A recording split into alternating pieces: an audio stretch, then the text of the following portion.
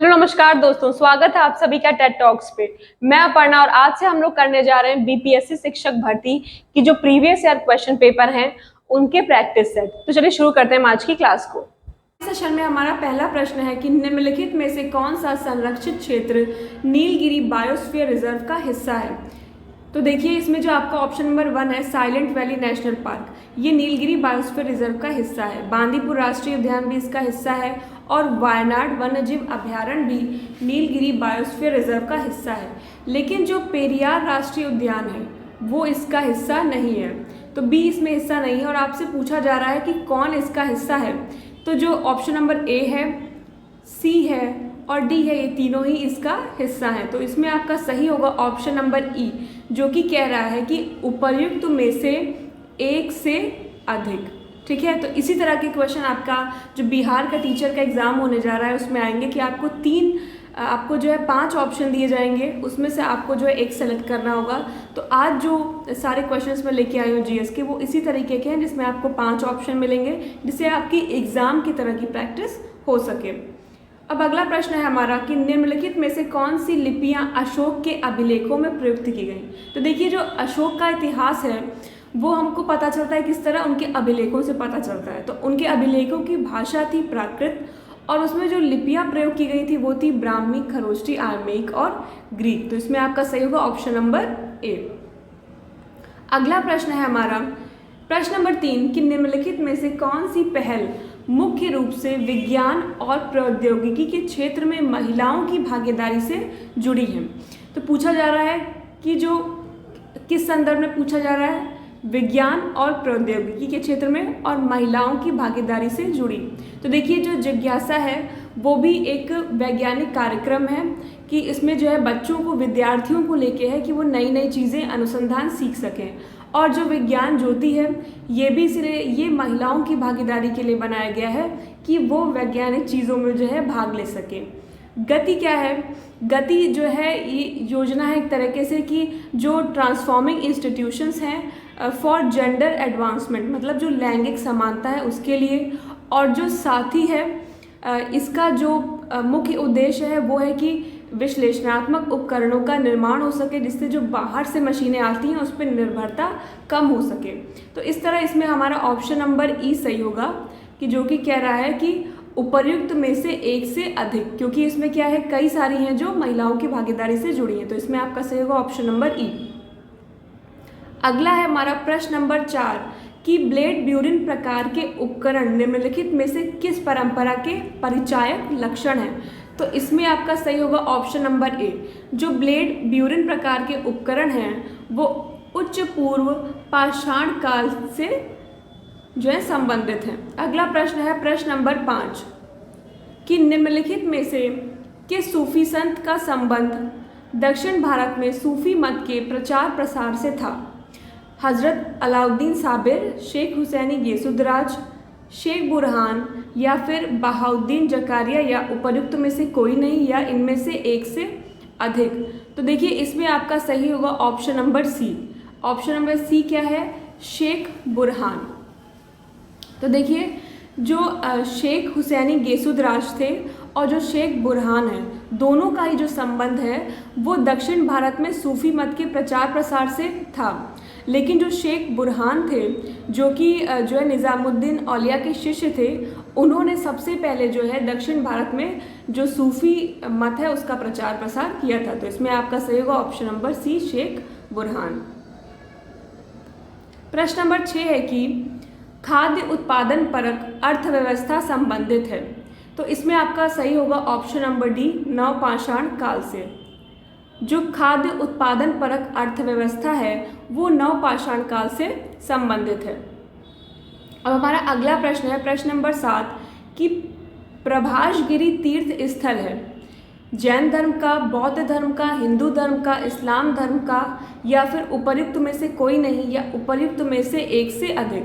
तो देखिए जो प्रभासगिरी तीर्थ स्थल है ये हिंदुओं का धर्म स्थल है। तो इसमें आपका कौन सा ऑप्शन सही है, ऑप्शन नंबर सी सही है। प्रभासगिरी किसका तीर्थ स्थल है, हिंदू धर्म का तीर्थ स्थल है। प्रश्न नंबर 8 है कि दास बोध नामक पुस्तक लिखी थी तुकाराम ने, रामदास ने, एक नाथ ने, मलूक दास ने, या उपर्युक्त में से कोई नहीं, या उपर्युक्त में से एक से अधिक। तो देखिए जो दासबोध नामक पुस्तक थी वो रामदास ने लिखी थी। ठीक है, किसने लिखी है? दासबोध। दासबोध किसको हुआ? रामदास को हुआ। दासबोध नामक पुस्तक किसने लिखी? रामदास ने लिखी। नंबर 9 है कि निम्नलिखित में से कौन बिहार सोशलिस्ट पार्टी के संस्थापक थे? डॉक्टर राजेंद्र प्रसाद, रामवृक्ष बेनीपुरी, स्वामी विद्यानंद या रामानंद मिश्र, या फिर उपर्युक्त में से कोई नहीं, या फिर एक से अधिक। तो देखिए जो बिहार सोशलिस्ट पार्टी थी इसका गठन 1931 में गंगा शरण सिन्हा, रामवृक्ष बेनीपुरी और रामानंद मिश्र ने किया था। मतलब जो आपको ऑप्शन दिए गए हैं उसमें से जो है रामवृक्ष बेनीपुरी और रामानंद मिश्र हैं। तो इस तरह से इसमें कौन सा ऑप्शन सही होगा? इसमें ऑप्शन नंबर ई सही होगा, जो कह रहा है उपरोक्त में से एक से अधिक। प्रश्न नंबर 11 है कि निम्नलिखित में से कौन सा ग्रंथ ऐतिहासिक महत्व का नहीं है? कालिदास का मालविकाग्निमित्रम, विशाख दत्त का मुद्रा राक्षस, बाणभट्ट की कादम्बरी, कल्हड़ की या राजतरंगिणी, या फिर उपर्युक्त में से कोई नहीं, या उपयुक्त में से एक से अधिक। तो देखिए जो आपका प्रश्न नंबर 10 है इसमें आपका ऑप्शन नंबर सी सही होगा, जो है बाणभट्ट की कादम्बरी। जो बाणभट्ट ने कादम्बरी लिखी थी उसका कोई भी ऐतिहासिक महत्व नहीं है। तो जब पूछा जाए कि कौन सा ग्रंथ है जिसका ऐतिहासिक महत्व नहीं है, तो वहाँ पे क्या होगा? बाणभट्ट की कादम्बरी होगा, इसका कोई ऐतिहासिक महत्व नहीं है। नंबर 11 है कि प्रायः समाचारों में देखा जाने वाला शब्द स्मर्फिंग किससे संबंधित नहीं है? पूछा जा रहा है किससे संबंधित नहीं है। तो देखिए स्मर्फिंग क्या होता है? ये एक धन शोधन की तकनीक होती है। इसमें क्या होता है कि कोई भी अगर बहुत बड़ा अमाउंट है तो उसे अफसरों की नज़र से बचाने के लिए क्या किया जाता है कि कई सारे अकाउंट्स ओपन कर लिए जाते हैं, फिर उस बड़े अमाउंट को उन सारे अकाउंट में थोड़ी थोड़ी रकम जो है इसमें डाल दी जाती है। इससे क्या होता है कि अफसर जान नहीं पाते। अगर इकट्ठा एक बहुत बड़ी रकम किसी अकाउंट में डाली जाएगी तो लोग पूछताछ कर सकते हैं, लेकिन अगर उसी अमाउंट को हम कई सारे अकाउंट खोलकर उसमें थोड़ा थोड़ा पैसा डालें तो पूछताछ नहीं की जाती। तो स्मर्फिंग क्या है? ये एक तरह से धन शोधन की तकनीक है। और आपसे प्रश्न में पूछा जा रहा था कि किससे संबंधित नहीं है, तो धन शोधन तकनीक से संबंधित है। तो इसमें आपका सही होगा ऑप्शन नंबर ई। ऑप्शन नंबर ई कह रहा है कि उपर्युक्त में से एक से अधिक, तो एक से अधिक से जो है संबंधित नहीं है इसमें। प्रश्न नंबर 12 है कि हिस्ट्री ऑफ ब्रिटिश इंडिया किसने लिखी है? टी.आर. होम्स, जेम्स मिल, जेस टॉड या फिर मैकाले ने। तो देखिए history of British India James मिल ने लिखी थी। हिस्ट्री ऑफ ब्रिटिश इंडिया किसने लिखी? जेम्स मिल ने लिखी। तो इसमें आपका सही है ऑप्शन नंबर बी। अगला प्रश्न नंबर 13 है कि कायस्थ शब्द का उल्लेख सर्वप्रथम किस स्मृति में मिलता है? नारद स्मृति, पराशर स्मृति, याज्ञवल्क्य स्मृति या फिर मनुस्मृति। तो देखिए इसमें आपका सही होगा ऑप्शन नंबर सी। याज्ञवल्क्य स्मृति में सबसे पहले कायस्थ शब्द का उल्लेख मिलता है। तो आपसे अगर पूछा जाए कि कायस्थ शब्द का उल्लेख सर्वप्रथम किस स्मृति में मिलता है, तो वो मिलता है याज्ञवल्क्य स्मृति में मिलता है। प्रश्न नंबर 14 है कि कपित राज सम्मेलन का संबंध किस आंदोलन से है? पूछा जा रहा है कि कपित राज सम्मेलन, तो देखिए इसका संबंध है बारदोली आंदोलन से। 14 में आपका कौन सा ऑप्शन सही होगा? ऑप्शन नंबर 14, आप ऑप्शन नंबर डी बारदोली आंदोलन। बारदोली आंदोलन का किससे संबंध है? कपित राज सम्मेलन से। प्रश्न नंबर 15 है कि केंद्रीय भूजल प्राधिकरण CGWA का गठन किया गया था। तो देखिए CGWA का जो गठन है वो पर्यावरण संरक्षण अधिनियम 1986 के अंतर्गत किया गया था। इसमें आपका सही ऑप्शन नंबर ए। प्रश्न नंबर 16 है कि जोनाथन डंकन ने सन 1792 ईस्वी में संस्कृत कॉलेज की स्थापना कहाँ की थी? तो देखिए जोनाथन डंकन ने 1792 में संस्कृत कॉलेज की स्थापना बनारस यानी वाराणसी में की थी। Option number D. प्रश्न नंबर 17 है कि भारत में स्त्रियों की शिक्षा की अनुमति किसने दी थी? पूछा जा रहा है कि भारत में स्त्रियों को जो शिक्षा की अनुमति है वो किसके द्वारा दी गई थी? तो इसमें आपका सही होगा ऑप्शन नंबर ए, डलहौजी ने। तो देखिए क्या था कि जो बोर्ड ऑफ कंट्रोल के प्रधान थे वो चार्ल्स वुड ने जुलाई 1804 को भारतीय शिक्षा पर एक व्यापक योजना प्रस्तुत की थी, जिसे हम कहते हैं वुड का डिस्पैच। ये भी आप लोग याद रखिएगा, वुड का डिस्पैच। ये भी एक इम्पॉर्टेंट पॉइंट है, पूछ सकते हैं कि किस में जो है औरतों को जो है शिक्षा की अनुमति दी गई थी। तो वो था वुड का डिस्पैच। और उस समय भारत में कौन था? Governor general. भारत में उस समय डलहौजी थे। तो स्त्रियों को शिक्षा की अनुमति किस गवर्नर जनरल के समय मिली? डलहौजी के समय मिली। और प्रश्न नंबर 19 है कि सहायक संधि स्वीकार करने वाला प्रथम राज्य कौन सा था? तो देखिए सहायक संधि स्वीकार करने वाला प्रथम राज्य था हैदराबाद, जिसने सन 1798 में सहायक संधि स्वीकार की थी। तो देखिए क्या हुआ था कि अंग्रेजों की सत्ता को अच्छे से स्थापित करने में और फ्रांसीसियों के भय को समाप्त करने में जो है लॉर्ड वेलेस्ली ने सहायक संधि प्रणाली का जो है वो उपयोग किया था। इसे सबसे पहले जो है हैदराबाद राज्य ने सन 1798 ईस्वी में स्वीकार किया था। अगला प्रश्न है हमारा कि निम्न में से कौन सा सुमेलित नहीं है? पूछा जा रहा है इसमें से कौन सा सुमेलित नहीं। तो देखिए खम्मम का किया गया है केरल से, जबकि खम्मम का होना चाहिए तेलंगाना से। ठीक है, तो ये सुमेलित नहीं है। दूसरा है प्रकाशम, प्रकाशम का आंध्र प्रदेश से किया गया है, ये सही है। फिर तीसरा है कासरगोड, इसका होना चाहिए केरल से, कर्नाटक है, ये भी गलत है। फिर हमारा चौथा है सीहोर, सीहोर को जो है मध्य प्रदेश से किया गया है, सही है। तो इसमें आपका कौन सा ऑप्शन सही होगा? ऑप्शन नंबर ई कि उपर्युक्त में से एक से अधिक।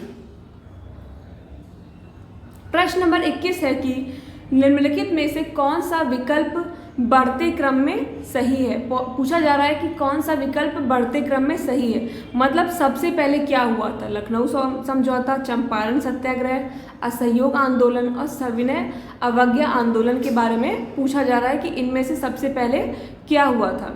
तो देखिए सबसे पहले हुआ था आपका लखनऊ समझौता। लखनऊ समझौता कब हुआ? 1916 में हुआ था लखनऊ समझौता। ठीक है, उसके बाद क्या हुआ था? उसके बाद चंपारण सत्याग्रह हुआ। कब हुआ ये? 1917 में हुआ। उसके बाद असहयोग आंदोलन हुआ 1920 में। और सबसे आखिरी में हुआ सविनय अवज्ञा आंदोलन, जो 1930 में हुआ था। तो इसमें आपका ऑप्शन नंबर ए सही है और सबके सन मैंने यहाँ पे लिख दिए हैं, आप लोग नोट कर सकते हैं।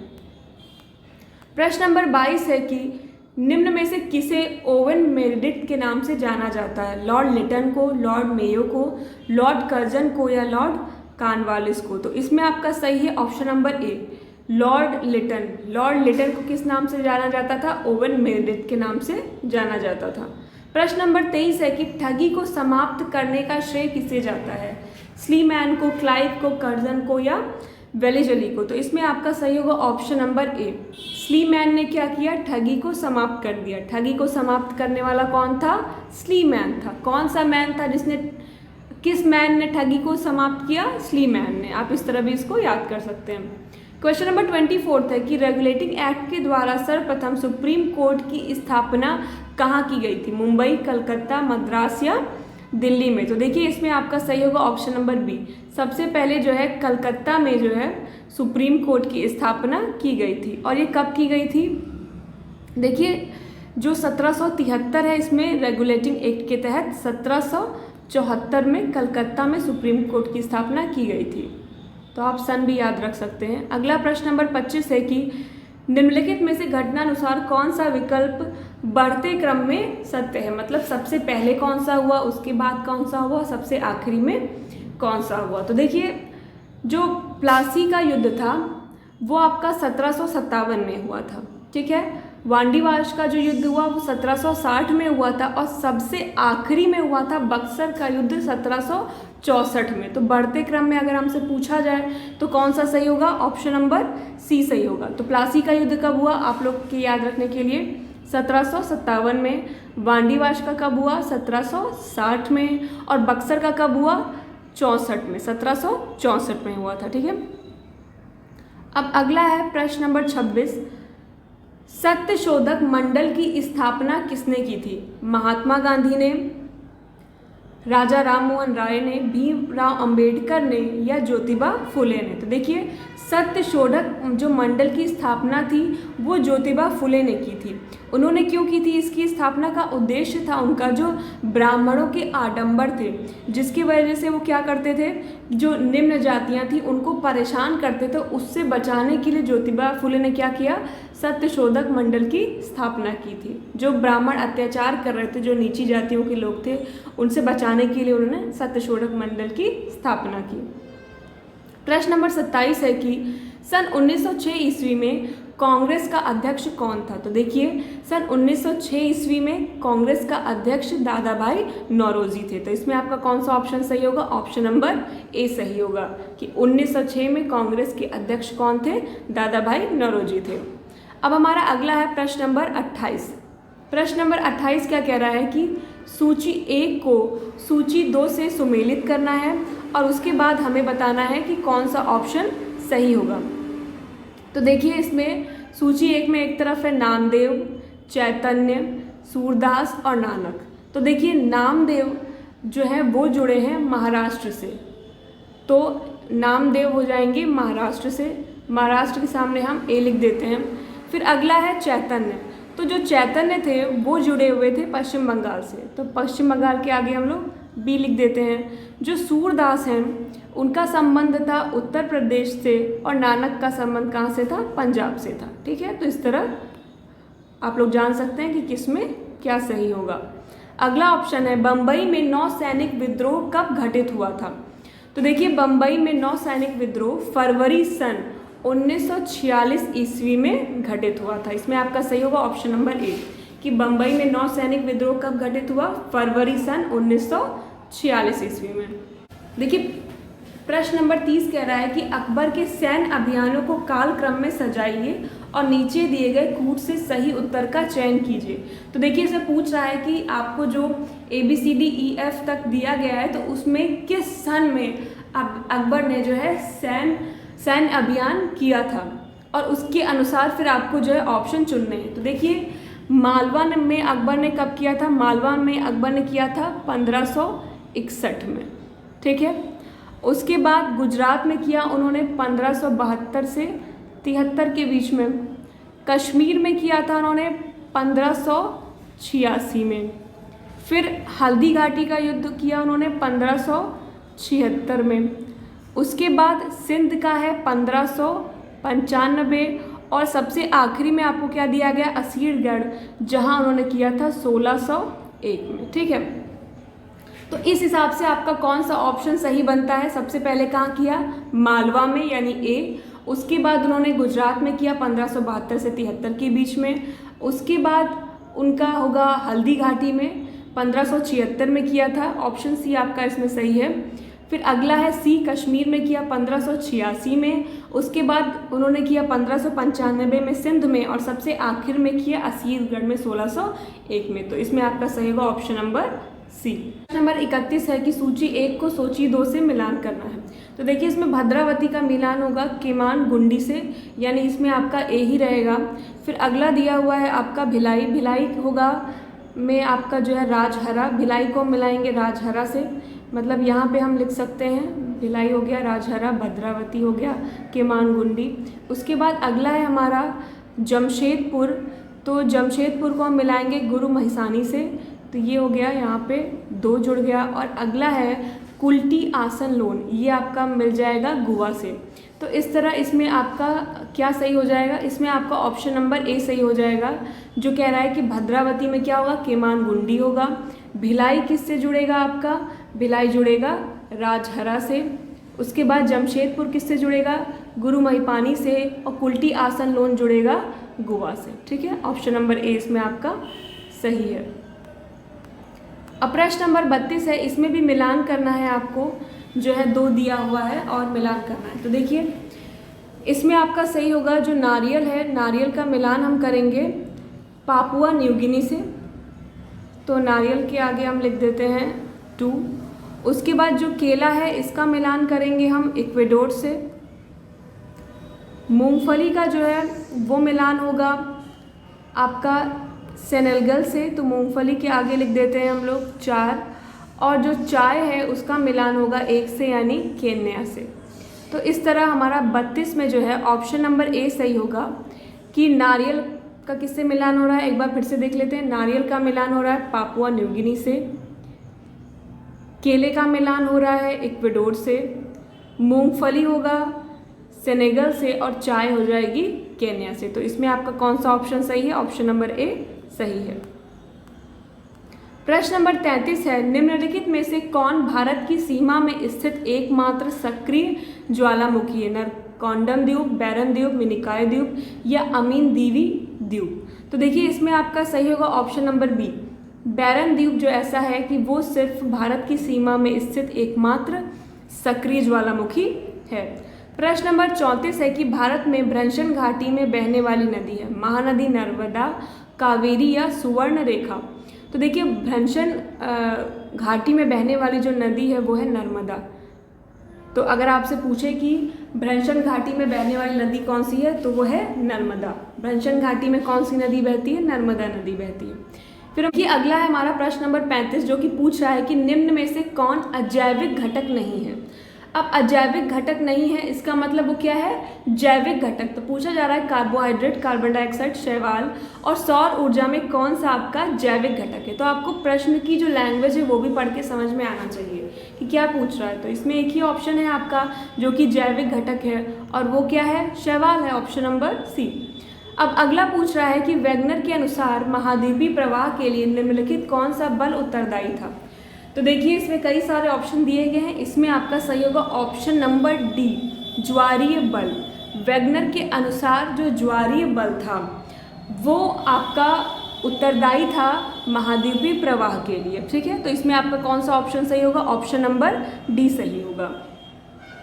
अब अगला है प्रश्न नंबर 37 जो पूछ रहा है कि नागा जनजाति की बस्तियां सामान्यतः अवस्थित होती थी पहाड़ी ढालों पर, कटक शिखरों पर, नदी तटबंधों पर, नदी वेदिकाओं पर या उपर्युक्त में से कोई नहीं या उपर्युक्त में से एक से अधिक? तो देखिए इसमें आपका सही होगा ऑप्शन नंबर बी कि जो नागा जनजाति की बस्तियां थी वो कहाँ रहती थी?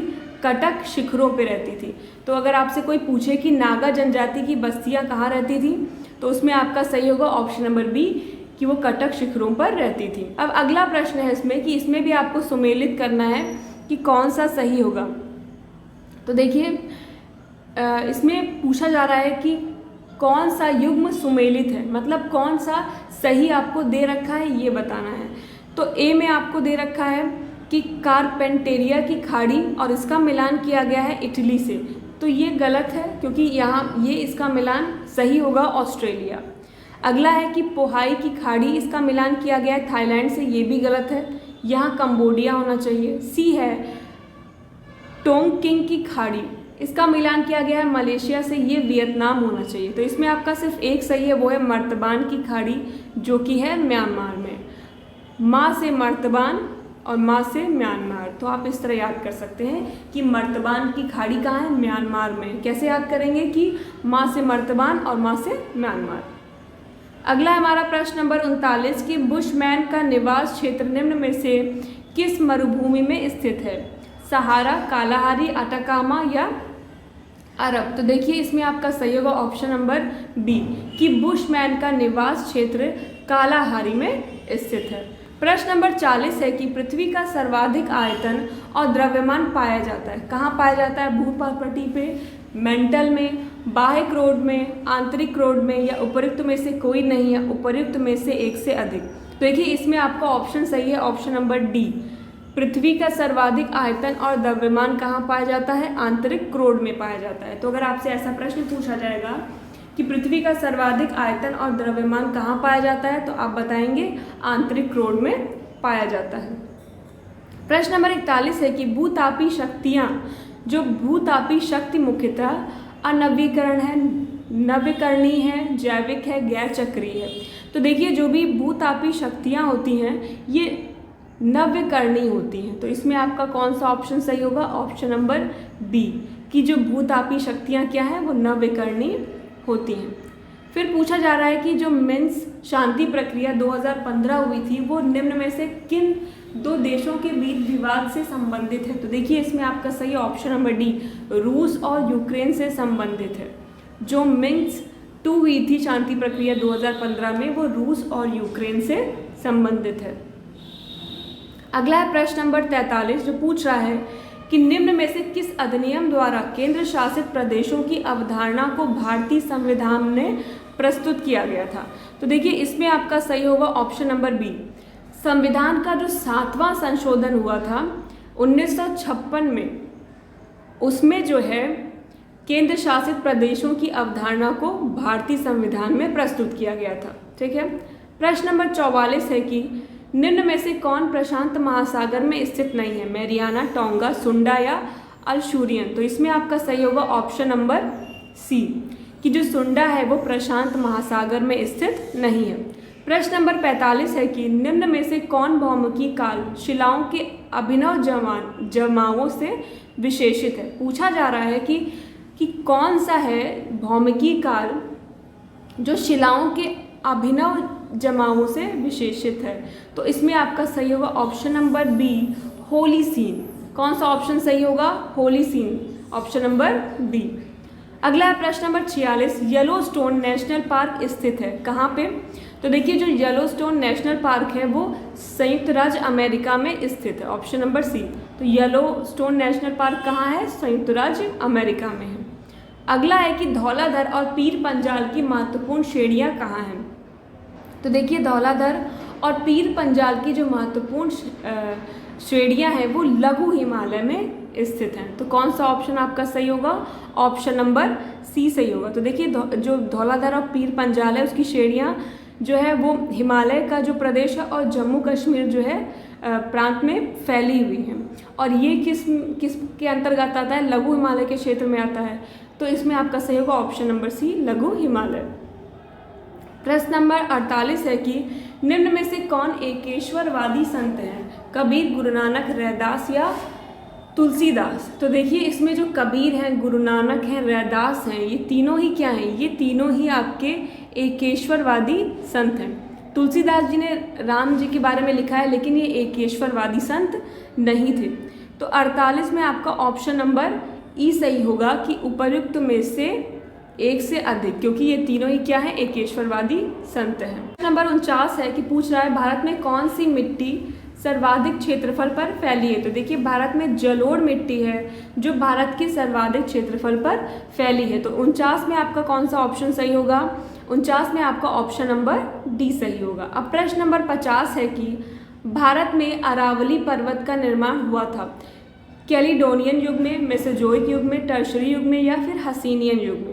तो देखिए इसमें आपका ऑप्शन सही होगा ऑप्शन नंबर ए कि भारत में अरावली पर्वत का निर्माण कब हुआ? कैलिडोनियन युग में हुआ था। अगर आपसे कोई पूछे कि अरावली पर्वत का निर्माण कब हुआ था तो आप बताएंगे कैलिडोनियन युग में हुआ था। प्रश्न नंबर 51 है कि जो पूछ रहा है कि आनुपातिक प्रतिनिधित्व प्रणाली की व्यवस्था से कोटा निम्न में से कौन सी संख्या होती है? पूछा जा रहा है कि जो आनुपातिक प्रतिनिधित्व की प्रणाली की व्यवस्था है, ये प्रश्न हमारा जो पॉलिटी से संबंधित है। तो पूछा जा रहा है जो कोटा है उसका क्या मतलब होता है, वो किससे रिलेटेड होता है? तो देखिए जो कोटा होता है उसका मतलब होता है कि जितने मत एक सदस्य को निर्वाचित घोषित करने के लिए आवश्यक होते हैं। कोटा का क्या मतलब है कि जितने भी मत एक सदस्य को निर्वाचित घोषित करने के लिए आवश्यक होते हैं। तो इसमें आपका कौन सा ऑप्शन सही होगा? ऑप्शन नंबर बी सही होगा। अब चलते हैं अगले प्रश्न की तरफ। प्रश्न नंबर 52 है कि भारत में दल विहीन प्रजातंत्र की अवधारणा का प्रतिपादन किया था विनोबा भावे ने, जयप्रकाश नारायण ने, मोरारजी देसाई ने या फिर चंद्रशेखर ने। तो देखिए जो दल विहीन प्रजातंत्र की अवधारणा है उसका जो प्रतिपादन है वो M.N. रॉय, महात्मा गांधी, विनोबा भावे और जयप्रकाश नारायण सब ने किया था। लेकिन जो दल विहीन प्रजातंत्र है इसके सिद्धांत का व्यवस्थित जो विश्लेषण है वो जयप्रकाश नारायण ने दिया था। तो अगर पूछा जाएगा कि इसकी अवधारणा का प्रतिपादन किसने किया, जो है व्यवस्थित विश्लेषण किसने किया, तो इसमें आप किसका नाम लोगे? जयप्रकाश नारायण का नाम लोगे। इसमें सही होगा ऑप्शन नंबर बी। प्रश्न नंबर 55 है कि निम्न में से कौन संसदीय प्रणाली का अविच्छेदम तत्व है?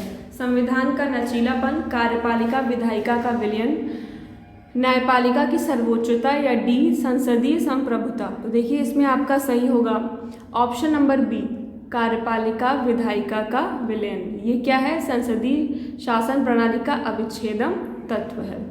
प्रश्न नंबर 56 है कि संसदीय सरकार में मंत्रिमंडलीय उत्तरदायित्व की आड़ में नौकरशाही पनपती है, यह कथन किसने कहा था? तो ये कथन है रैमजे मेयोर का। रैमजे मेयोर ने क्या कहा था कि संसदीय सरकार में मंत्रिमंडलीय उत्तरदायित्व की आड़ में क्या पनपती है? नौकरशाही पनपती है। अब अगला है प्रश्न नंबर 57, केंद्र में अंतरिम सरकार की स्थापना हुई थी कब?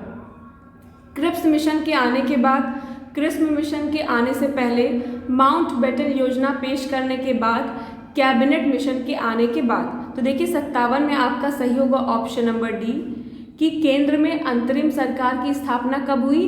कैबिनेट मिशन के आने के बाद हुई थी। अगला है हमारा प्रश्न नंबर 58 जो कि पूछ रहा है कि निम्नलिखित में से कौन से दल का प्रतिनिधित्व भारत की संविधान निर्माण सभा में नहीं था? Liberal Party, Hindu Mahasabha, Schedule Caste Federation, Communist Party. तो देखिए इसमें आपका सही होगा option number B. Option number B क्या है? हिंदू महासभा। तो जो हिंदू महासभा थी उस दल का प्रतिनिधित्व भारत की संविधान निर्माण सभा में नहीं था। प्रश्न नंबर 59 है कि भारत के संसदीय इतिहास में प्रथम बहिर्गमन का नेतृत्व किसने किया था? फिरोज शाह मेहता, सुरेंद्र नाथ बनर्जी, मदन मोहन मालवीय या मूलाभाई देसाई ने। तो देखिए 59 में आपका सही होगा option number A, Feroz Shah Mehta. तो भारत के संसदीय इतिहास में प्रथम बहिर्गमन का नेतृत्व किसने किया था? फिरोज शाह मेहता ने किया था। नंबर 60 है कि भारतीय संविधान में किस संशोधन के द्वारा आंतरिक अशांति शब्दों के स्थान पर सशस्त्र विद्रोह शब्दों का प्रयोग किया गया? तो इसमें आपका सही होगा ऑप्शन नंबर ए, 44वां संशोधन था जिसमें आंतरिक अशांति शब्द के स्थान पर सशस्त्र विद्रोह शब्द का प्रयोग किया गया था। तो 60 में आपका कौन सा सही? ऑप्शन नंबर ए, 44वां संशोधन। नंबर 61 है कि भारतीय संविधान की 8वीं अनुसूची में कितनी भाषाओं का उल्लेख है? तो देखिए जब 92वां संविधान संशोधन हुआ था तो उस अधिनियम के द्वारा जो संविधान की 8वीं अनुसूची थी उसमें बोडो, डोगरी, मैथिली और संथाली भाषाएं जोड़ी गई थी। इस प्रकार 8वीं अनुसूची में कुल कितनी भाषाएं हो गई थी? 22 भाषाएं हो गई थी। तो इस तरह इसमें आपका ऑप्शन नंबर ई सही होगा कि उपर्युक्त में से कोई नहीं। फिर प्रश्न नंबर 62 है कि भारत के प्रधानमंत्री नियुक्त होते हैं, निर्वाचित होते हैं, मनोनीत होते हैं या फिर चयनित होते हैं? तो देखिए इसमें आपका ऑप्शन नंबर ए सही होगा कि जो भारत के प्रधानमंत्री हैं उनकी क्या होती है? नियुक्त होती है। तो देखिए जो अनुच्छेद 75 है उसके अनुसार प्रधानमंत्री की नियुक्ति कौन करता है? राष्ट्रपति करता है। और अन्य मंत्री होते हैं उनकी नियुक्ति जो राष्ट्रपति वो प्रधानमंत्री की सलाह से करता है। तो अगर आपसे पूछा जाए कि भारत के प्रधानमंत्री निर्वाचित होते हैं, मनोनीत होते हैं, चयनित होते हैं या नियुक्त होते हैं, तो आपका ऑप्शन होगा कि जो भारत के प्रधानमंत्री हैं उनकी नियुक्ति की जाती है। तो इसमें आपका ऑप्शन नंबर ए सही है। प्रश्न नंबर 63 है कि निम्नलिखित में से कौन सा औद्योगिक अस्वस्थता का तात्कालिक संकेत नहीं है? पूछा जा रहा है कि जो औद्योगिक अस्वस्थता है उसका तात्कालिक संकेत कौन सा नहीं है? लाभ में कमी, श्रमिक अशांति, बाजार का संकुचन या फिर बाजार मांग में कमी? तो इसमें आपका सही है ऑप्शन नंबर ए, लाभ में कमी। जो प्रॉफिट कम होने लगता है वो क्या है? वो औद्योगिक अस्वस्थता का तात्कालिक संकेत नहीं होता है। प्रश्न नंबर 64 है स्वर्ण बुलियन मान का संबंध किससे है? तो देखिए स्वर्ण बुलियन मान का जो संबंध है वो स्वर्ण के आयात और निर्यात पर कोई पाबंदी ना होने से रिलेटेड है। तो आपसे पूछा जाएगा कि स्वर्ण बुलियन मान का संबंध किससे है? तो स्वर्ण बुलियन मान का संबंध किससे है कि जब स्वर्ण का आयात और निर्यात हो रहा है और उस पर किसी भी प्रकार की पाबंदी नहीं है। प्रश्न नंबर 65 है कि विश्व बैंक का एक अन्य नाम क्या है? तो देखिए विश्व बैंक का एक अन्य नाम है अंतर्राष्ट्रीय पुनर्निर्माण तथा विकास बैंक। विश्व बैंक का क्या नाम है? अंतर्राष्ट्रीय पुनर्निर्माण तथा विकास बैंक। इसमें आपका क्या सही है? ऑप्शन नंबर ए। प्रश्न नंबर 66 है कि वर्गीज कुरियन किससे संबद्ध है? नील क्रांति, श्वेत क्रांति, पीत क्रांति या फिर हरित क्रांति। तो देखिए वर्गीज कुरियन श्वेत क्रांति से रिलेटेड है। वर्गीज कुरियन किससे रिलेटेड है? श्वेत क्रांति से जो है रिलेटेड है। श्वेत क्रांति क्या थी? ये दुग्ध या फिर डेयरी उत्पादन की क्रांति थी, उससे संबंधित है। प्रश्न नंबर 67 है कि विदेशी मुद्रा दर का अर्थ वह दर है जिस पर एक देश की मुद्रा का व्यापार किया जाता है। तो इसमें आपके कई सारे ऑप्शन दे रखे हैं। इसमें आपका ऑप्शन नंबर ए क्या है कि विदेशी मुद्रा बाजार में किसी अन्य देश की मुद्रा के लिए। प्रश्न क्या कह रहा था कि विदेशी मुद्रा दर का अर्थ वह दर है जिस पर एक देश की मुद्रा का व्यापार किया जाता है। तो इसमें आपका कौन सा ऑप्शन सही होगा? ऑप्शन नंबर ए कि विदेशी मुद्रा बाजार में किसी अन्य देश की मुद्रा के लिए। प्रश्न नंबर 68 है कि मुद्रास्फीति के समय के दौरान कर की दरों में निम्नलिखित में से क्या होगा? वृद्धि, कमी, स्थिर बने रहना या फिर घट बढ़ जाना। तो देखिए जब भी मुद्रास्फीति होती है तो उस समय क्या होता है कि जो भी कर की दरें होती हैं उनमें क्या होती है? वृद्धि हो जाती है। हमेशा जब भी मुद्रास्फीति होती है तो उस समय जो कर की दरें हैं वो हमेशा से बढ़ जाती हैं। इसमें आपका सही होगा ऑप्शन नंबर ए। अगला प्रश्न नंबर 69 है कि निम्न में से कौन सा एक वैकल्पिक धन का उदाहरण है? वैकल्पिक धन का उदाहरण क्या है पूछा जा रहा है? करेंसी नोट, सिक्के, चेक या फिर बंद पत्र, जिसको हम क्या कहते हैं? बॉन्ड भी कहते हैं। तो देखिए जो वैकल्पिक धन है या ऐच्छिक धन है जिसे हम कहते हैं ऑप्शनल मनी, उसका उदाहरण क्या है? चेक है। क्योंकि इसका मतलब क्या होता है? इसका मतलब ये होता है उस धन से जिसे स्वीकार करना या ना करना प्राप्तकर्ता की इच्छा पर डिपेंड करता है। तो इसमें आपका क्या सही होगा? ऑप्शन नंबर सी, चेक। पूछा जा रहा है वैकल्पिक धन। वैकल्पिक धन या ऑप्शनल मनी क्या है? जिसमें जो प्राप्तकर्ता है वो स्वीकार करना चाहता है कि नहीं उसकी इच्छा पर डिपेंड करता है। तो इसमें आपका सही होगा ऑप्शन नंबर सी, चेक। प्रश्न नंबर 70 है कि लघु उद्योगों के लिए उच्चतम वित्त निकाय कौन सा है? IDBI, सिडबी, IFCI या फिर नाबार्ड। इसमें आपका सही होगा ऑप्शन नंबर बी, सिडबी। तो देखिए जो सिडबी है वो लघु उद्योगों के लिए उच्चतम वित्त निकाय क्या है? सिडबी। सिडबी का मतलब क्या है? Small industries development bank of India, यानी भारतीय लघु उद्योग विकास बैंक। और इसकी स्थापना अप्रैल 1990 में की गई थी। तो इसमें आपका कौन सा ऑप्शन सही है? अगर लघु उद्योग की बात की जाएगी तो कौन सी बैंक होगी? सिडबी होगी। स्मॉल इंडस्ट्री से रिलेटेड है। इसकी जो स्थापना ही लघु उद्योगों को ध्यान में रखकर की गई थी। प्रश्न नंबर 71 है कि भारतीय औद्योगिक विकास बैंक की स्थापना कब की गई? तो देखिए भारतीय औद्योगिक बैंक की स्थापना जुलाई 1964 में की गई थी। कब की गई? भारतीय औद्योगिक विकास बैंक की स्थापना जुलाई 1964 में की गई थी। अगला प्रश्न है प्रश्न नंबर 72 कि भारतीय स्टॉक बाजार का विनियमन और पर्यवेक्षण किसके द्वारा किया जाता है? तो देखिए जो भारतीय स्टॉक बाजार का विनियमन है वो सेबी के द्वारा किया जाता है। किसके द्वारा किया जाता है? सेबी के द्वारा किया जाता है। तो इसमें आपका सही होगा ऑप्शन नंबर डी। अब प्रश्न नंबर 73 है कि तापगतिकी का प्रथम नियम सामान्यतः किससे संबंधित है? पूछा जा रहा है कि जो तापगतिकी या ऊष्मा का प्रथम नियम है ये किससे संबंधित है? तो देखिए आप तापगतिकी की बात कर लीजिए या ऊष्मा के प्रथम नियम की बात कर लीजिए तो ये किससे संबंधित है? ये जो है ऊर्जा संरक्षण के नियम से संबंधित है। और इस हिसाब से इसमें आपका कौन सा ऑप्शन सही होगा? ऑप्शन नंबर डी सही होगा। ठीक है। क्वेश्चन नंबर 74 है। इसमें पूछा जा रहा है कि जो प्लैंक नियतांक है उसकी यूनिट क्या है? तो आप सब ने देखिए पढ़ा होगा प्लैंक कांस्टेंट के बारे में। इसको हम किससे डिनोट करते हैं? एच से डिनोट करते हैं। और इसकी यूनिट जो होती है वो जूल सेकेंड होती है। तो प्लैंक कांस्टेंट को हम एच से डिनोट करेंगे और इसकी यूनिट क्या होती है? जूल सेकेंड होगी। तो इसमें आपका कौन सा ऑप्शन सही है? ऑप्शन नंबर ए सही है। प्रश्न नंबर 75 है कि एक श्वेत तथा चिकनी सतह कैसी होती है? पूछा जा रहा है कि एक श्वेत और चिकनी सतह किस तरीके की होती है? तो देखिए जो एक श्वेत और चिकनी सतह होगी वो ताप की खराब अवशोषक और अच्छी परावर्तक होगी। ठीक है। अगर कोई सतह कैसी है? श्वेत है, सफ़ेद है और चिकनी है तो क्या होगी, ताप की खराब अवशोषक होगी, यानी जो उसका है वो अवशोषण उसका नहीं करेगी और अच्छी परावर्तक होगी। प्रश्न नंबर 76 है कि अभिक्रिया ऊष्मा निर्भर नहीं करती है। तो देखिए जो अभिक्रिया ऊष्मा होती है ये उस पद पर जिससे अंतिम उत्पादक प्राप्त किया जाता है उस पर डिपेंड नहीं करती है। क्या पूछा जा रहा है कि अभिक्रिया ऊष्मा किस पर डिपेंड नहीं करती है। तो देखिए वो अभिक्रिया के ताप पर डिपेंड करेगी, अभिकारकों और उत्पादों की भौतिक स्थिति पर करेगी, चाहे अभिक्रिया स्थिर दाब पर की गई हो या स्थिर आयतन पर, इन सब पर डिपेंड करेगी। लेकिन वो उस पद पर जिससे जो फाइनल जो है प्रोडक्ट मिल रहा है उसके प्राप्त करने के ताप पर निर्भर नहीं करती है। तो इसमें आपका सही होगा ऑप्शन नंबर बी।